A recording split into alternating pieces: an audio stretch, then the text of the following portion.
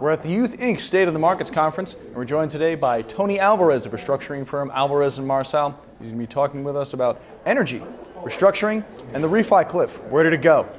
So out of all of our interviewees today, I've been told that you have the longest relationship with Youth Inc. in the State of the Markets Conference. Can you tell me what you've been doing with the organization and share a little bit with our viewers about what the organization's goals are?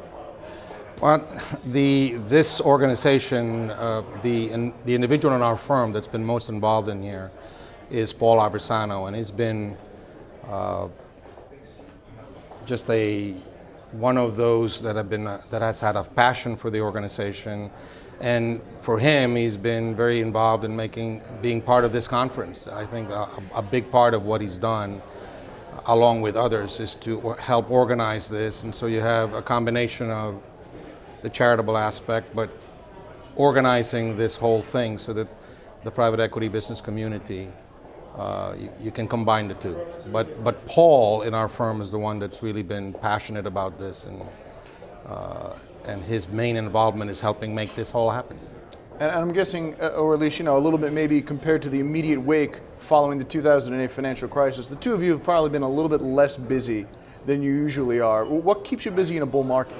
Yeah, no, the firm right now, our firm is made up of many different parts. Our restructuring business, which is what you're referring to, was quite busy in 08, late 08, 09, and half of 010.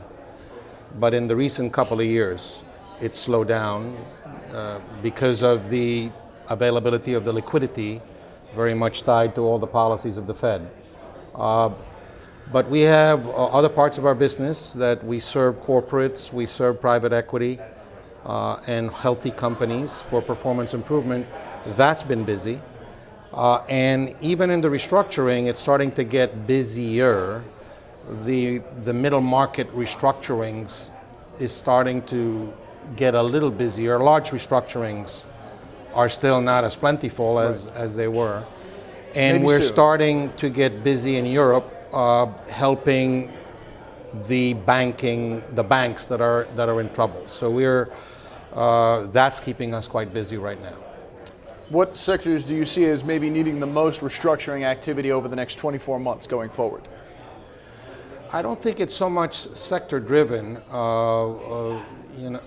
as it is what we're seeing right now. It's more the underperformers in given sectors, because I don't think there are particular sectors that I think are going to be doing well, like energy will be doing well. Maybe retail will be a bit challenged if the consumer demand doesn't pick up as much. I would say that's a sector that's probably going to be greatly affected by what happens with the American consumer. But across the board, I don't think it's one of those where this industry is really going to be a problem, whereas companies that are underperforming is what we're seeing right now. During the fiscal crisis, and even immediately as we made our way away from 2008 and into March 2009 towards the bottom of the market, there was a lot of talk about the quote-unquote refi cliff for private equity. Now I'm having my sources tell me it's not as bad as it once used to be. What happened to the refi cliff? Well, I just think that the tenacity of our Fed, of the Fed chairman, kind of like overpowered all of that, and the availability of money, I think, has just been, when the problem occurred in 08 and 09, everybody thought it was going to take longer, that we were going to be in a recession a lot longer.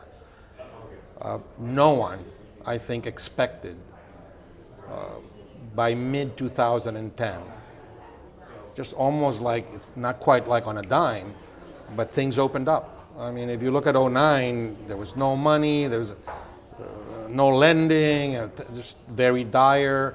And if you look at what everybody was saying then, this is going to take 5 years, this is going to take 6 years.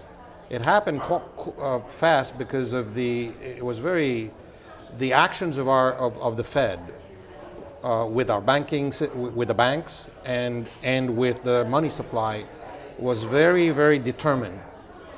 And it's been pretty steady. Now, as far as the future, I think a lot will depend on what the Fed does, and all the I think we're being managed for a soft landing is the way they're going to start ratcheting a little bit back as all the signals from Bernanke, but we shall see. All right, well, one more before we wrap up.